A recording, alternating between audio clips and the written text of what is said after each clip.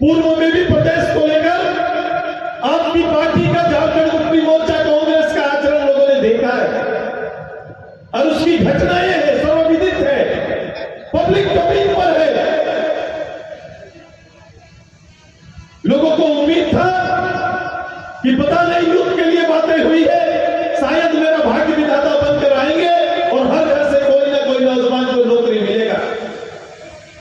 चतरा के लिए भी यही कहानी थी। चतरा को भी उस पूरे कार्यक्रम में मौका मिला। मैं तो भोक्ता जी को सौभाग्यशाली मानता हूं। वो सौभाग्यशाली है कि उन्हें ताज पहनने का मौका मिलता है। ये सौभाग्य उनको है और उनके राज्य को है। लेकिन मंत्री जी आज को नहीं पहचान पाते हैं, ताज को पहचानते हैं लेकिन आज के को पहचान नहीं पाते। अगर वर्तमान को पहचानते तो बताओ ऐसा कोई करता है क्या जिसका राजा जेल में है और मंत्री नगाड़ा बजा रहे थे?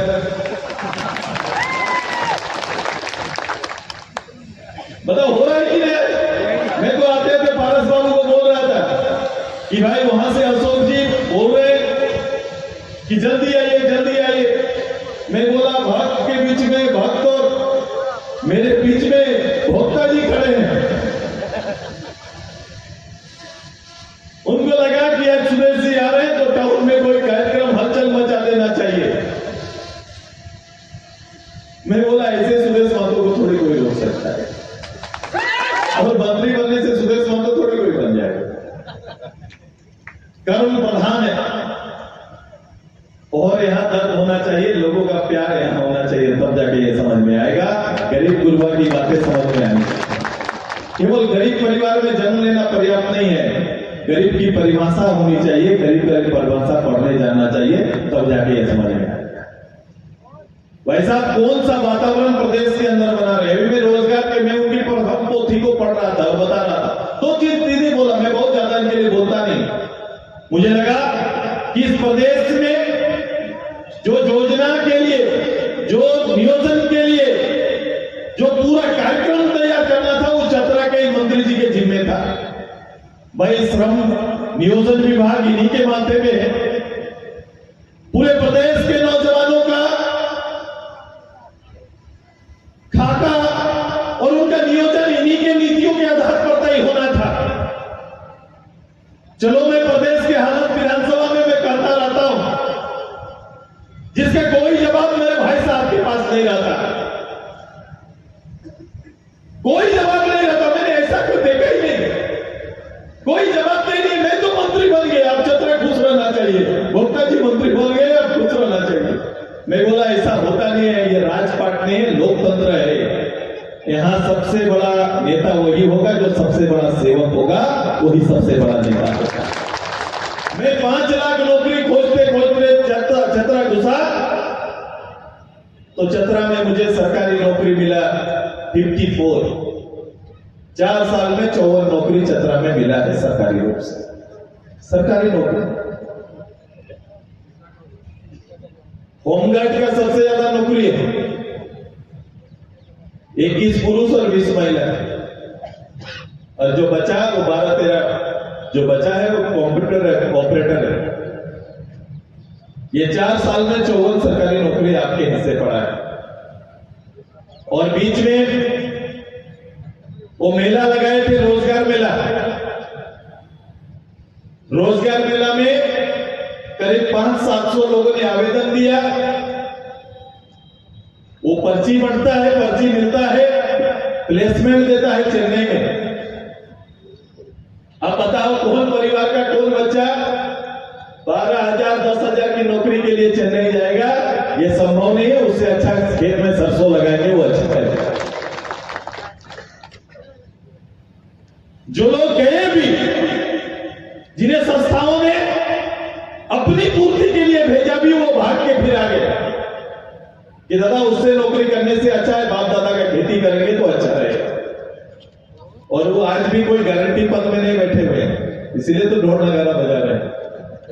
आगे कुछ और होगा तो कुछ और हो जाएगा, क्योंकि इनका कोई कमिटमेंट नहीं है। इनका झंडा का कलर स्थायी नहीं है। वो झंडा कभी भी बदल सकता है। ये रात दिन और रात कोई फर्क नहीं पड़ता है। वो रेडी रहते हैं। अब बताओ इससे चतरा का भला होगा क्या? चतरा भला हो सकता है क्या? मैं बार बार बोला, मैं बोला पूरा प्रदेश के अंदर में पहली बार और पहला राज्य ऐसा होगा जो 2022 से 24 पहुंच गए,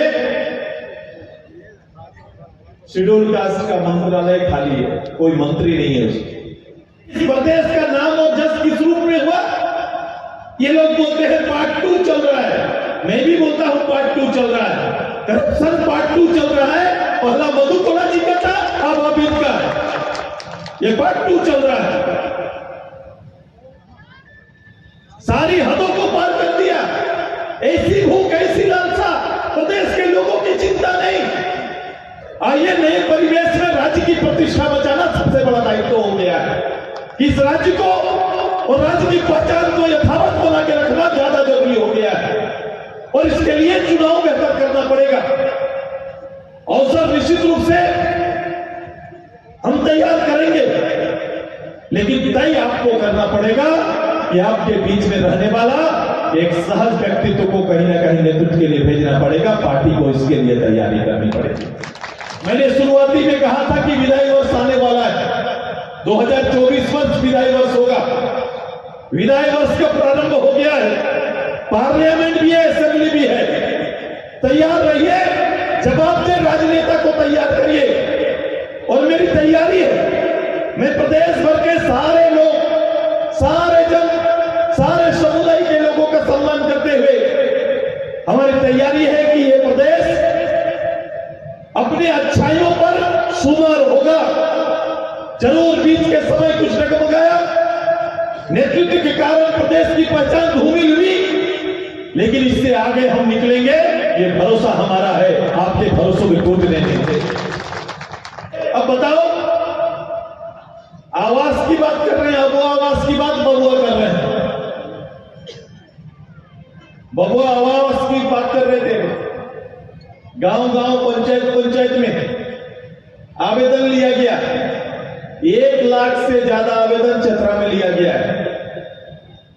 पूरे राज्य में 20 लाख से ज्यादा आवेदन आया। इनका कार्यकाल की अवधि कुछ महीना शेष है और 2027 का गारंटी देने चले हैं कि 2027 तक हम कर देंगे, ये गारंटी देने चले हैं। कोई भी ऐसा पंचायत ना होगा जहां 500 से कम आवेदन आए। बोलिए है कि नहीं? घर के लिए 500 से ज्यादा आवेदन आए हैं कि नहीं? 500 से ज्यादा आवेदन है। बनेगा कितना? 30, 32, 35, 38। अब बताओ, ये कोई ग्राम सभा से तो आया नहीं। होना चाहिए था कि सारा चीज, सारा योजना ग्राम सभा से आता है, आवेदन से आया है। 3 स्तरीय कमेटी बन गया वीडियो के साथ। अब 3 स्तरीय कमेटी ये चयन करेगा कि 500 में 38 कौन। अब आप समझ सकते हैं कि जो जितना दाम लगाएगा उसका नाम सबसे ऊपर आएगा। यही होने वाला है। चल रहा है कि नहीं बताइए? चल रहा है कि नहीं? दे दिया, दुकान खोल दिया, कहीं नहीं छोड़ेंगे ये लोग।